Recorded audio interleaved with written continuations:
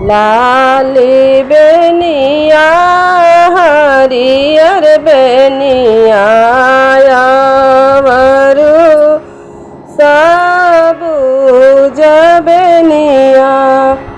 अरे माई करवाटले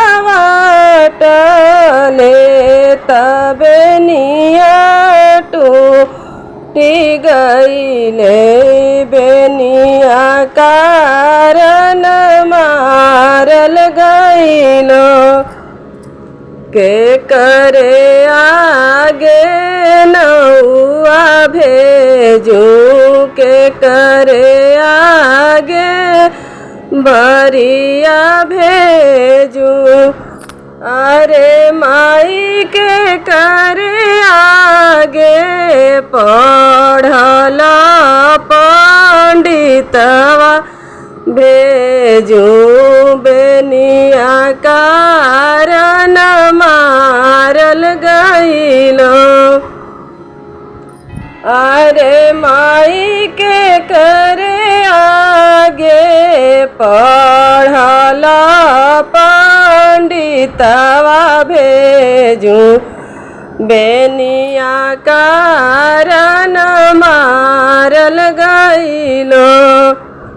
बाबा आगे नौआ भेजू भैया आगे बरिया भेजू।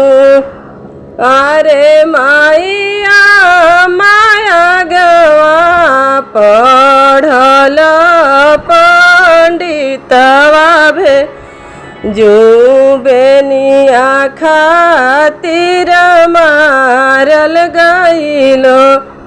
अरे माइया माया गे पढ़ल पंडितवा भेजू बेनिया खातिर मारल गईलो। हाथी चढ़ल बाबा आइले घोड़ा चढ़ल भैया आइले। हाथी चढ़ल बाबा आइले घोड़ा चढ़ल भैया आइले।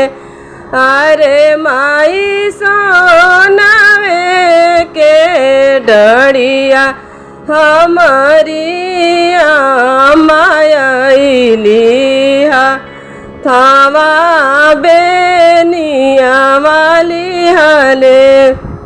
अरे माई सोनावे के डोलिया हमारी आइली थावा बेनिया वाली हले। ये गीत गौना में भी गाया जाता है और ब्याह में भी गाया जाता है। गीत आप लोग को अच्छा लगे तो हमारे चैनल को सब्सक्राइब कीजिएगा, वीडियो को शेयर भी कीजिएगा।